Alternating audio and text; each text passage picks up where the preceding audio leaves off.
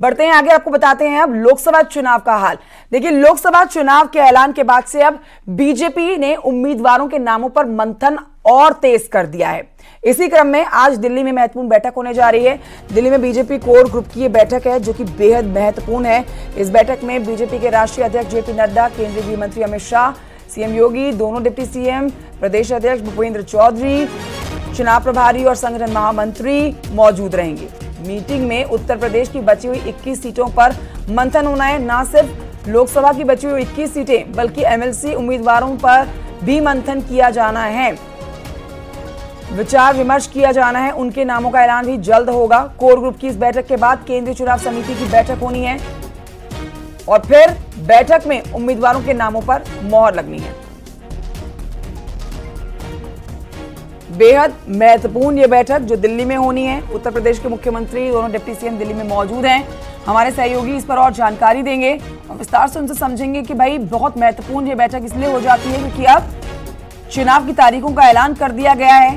अब चुनाव प्रचार और प्रचंड हो जाएगा, तो ऐसे में जल्द से जल्द उन उम्मीदवारों के नाम को सामने आना बहुत जरूरी है जिनके लिए प्रचार किया जाना है। अब तो कई उत्तर प्रदेश की वीवीआईपी सीट्स हैं जिनके ऊपर उम्मीदवारों के नामों की घोषणा कर दी गई है, लेकिन अब भी कई ऐसी सीट्स हैं जिन पर असमंजस की स्थिति बनी हुई है और कयास लगाए जा रहे हैं कि कईयों के टिकट काटे भी जा सकते हैं। अब ये देखना बहुत जरूरी होगा जब ये तीसरी लिस्ट बीजेपी जारी करेगी अपने उम्मीदवारों की, तो उसमें उत्तर प्रदेश के कितने उम्मीदवारों के नाम होते हैं और क्या जो 21 नाम बचे हैं उन सारे नामों का खुलासा कर दिया जाता है या फिर नहीं। न सिर्फ लोकसभा चुनाव बल्कि विधानसभा के सीटों पर भी उपचुनाव होने हैं, उन पर भी जल्द ही नामों का ऐलान होगा। और दिल्ली में जो कोर ग्रुप की ये बैठक होनी है, इस पर और जानकारी देने के लिए हमारे साथ हमारे सहयोगी विनीत जुड़ गए हैं। विनीत, सीधे बताइए आप सबसे पहले कि ये बैठक क्या शुरू हो चुकी है, नहीं हुई है तो तैयारियां कितनी कर ली गई है, क्योंकि बेहद महत्वपूर्ण ये बैठक है। लोकसभा सीटों के उम्मीदवारों के साथ साथ जो विधानसभा पर उपचुनाव होना है उनके नामों का भी ऐलान होना बाकी है। जी कंचन, निश्चित तौर पर मैं आपको बताना चाहूंगा कि आज बैठक होगी, बीजेपी कोर ग्रुप की बैठक होगी, विभिन्न राज्यों को लेकर के बैठक होगी और इसमें उत्तर प्रदेश जो है वो भी है जिसको लेकर के आज बैठक होगी। मैं आपको बताना चाहूंगा कि इस बैठक में उत्तर प्रदेश के मुख्यमंत्री के साथ साथ जो डिप्टी सीएम है, इसके साथ ही साथ अगर हम बात करें प्रदेश अध्यक्ष है वो भी इस बैठक में शामिल होंगे। साथ ही साथ मैं अगर बात करूं बीजेपी राष्ट्रीय अध्यक्ष जेपी नड्डा और केंद्रीय गृह मंत्री अमित शाह भी इस बैठक में शामिल होंगे। बीजेपी ने जिस तरह से 51 सीटों के अपने उम्मीदवारों की घोषणा कर दी है और बाकी के जो बची हुई सीटें उस पर भी बीजेपी को अपने उम्मीदवारों की घोषणा करनी है, तो इसी को लेकर के मंथन होगा। मैं आपको बताना चाहूंगा कि इनमें सबसे महत्वपूर्ण अगर सीटों की बात करें तो गाजियाबाद जो है वो सबसे महत्वपूर्ण सीट हो जाता है। क्या इसमें जो मौजूदा सांसद हैं वीके सिंह और जो यहां पर केंद्र में मंत्री भी हैं, क्या उन्हें बीजेपी फिर से टिकट दे, इसको लेकर के मंथन चलेगा या फिर कोई नया उम्मीदवार होगा, इसको लेकर के भी मंथन चलेगा। इसके साथ ही साथ मैं आपको बताना चाहूंगा कि देवरिया की सीट को लेकर के भी बीजेपी को मंथन करना है, फैसला करना है। क्या यहाँ वहां के जो मौजूदा सांसद हैं उन्हें दिया जाए या फिर कई दावेदार जो हैं उनको लेकर के मंथन जो है वो चलेगा। मेरठ की सीट भी काफी महत्वपूर्ण हो जाती है, इसको लेकर के भी बीजेपी को फैसला करना है। एक और बड़ी बात यहां पर मैं आपको बताना चाहूंगा कि जिस तरह से बीजेपी ने मिशन में 400, जिसमें एनडीए के 400 सीट और बीजेपी की 370 से अधिक सीट का टारगेट जो है वो प्रधानमंत्री नरेंद्र मोदी ने फिक्स किया है, इसको लेकर के उत्तर प्रदेश जो है वो काफी महत्वपूर्ण हो जाता है, क्योंकि उत्तर प्रदेश से 80 सीट आती है और बीजेपी जितना अधिक सीट जो है वो उत्तर प्रदेश से जीतेगी उसी का फायदा जो है वो 2024 के चुनाव में होगा।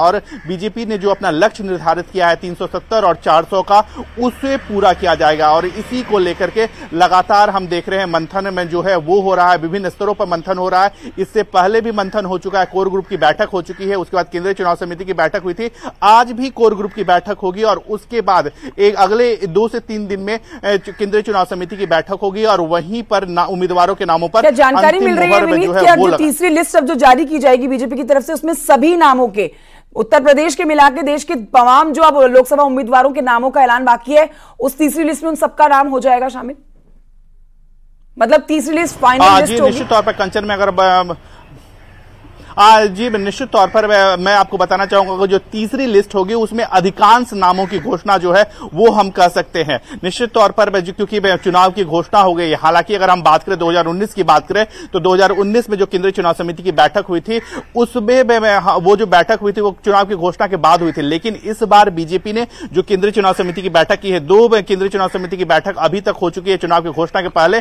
पिछली बार भी जो ट्रेंड रहा है लगभग 3 केंद्रीय चुनाव समिति की बैठक हुई थी। इस बार भी अगर हम माने तो ये तीसरी केंद्रीय चुनाव समिति की बैठक है और ये आखिरी बैठक है। तो हम ये उम्मीद कर सकते हैं कि इसमें लगभग सभी नामों पर आखिरी मोहर लग जाएगी और उसके बाद अध्यक्ष को, जिस तरह की परंपरा रही है कि अध्यक्ष को अधिकृत किया जाता है, अध्यक्ष जो है वो फैसला लेते हैं। तो हम ये उम्मीद कर सकते हैं कि अधिकांश नामों की घोषणा जो है वो तीसरी लिस्ट में हो जाएगी। लेकिन कुछ बचे हुए नाम हैं उनको लेकर के चौथी और पांचवी सूची भी आ सकती है जिसमें 2-4 नाम रह सकते हैं। जी कंचन।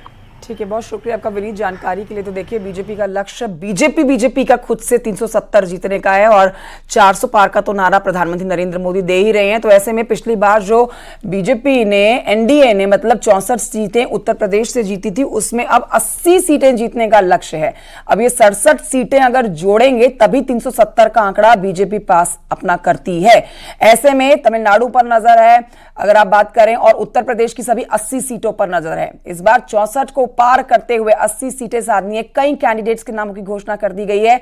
अब बाकी बचे हुए कैंडिडेट्स जो 21 बच जाते हैं उनके नामों का ऐलान जल्द हो जाएगा। इसी को लेकर इस समय राजधानी में मंथन भी जारी है।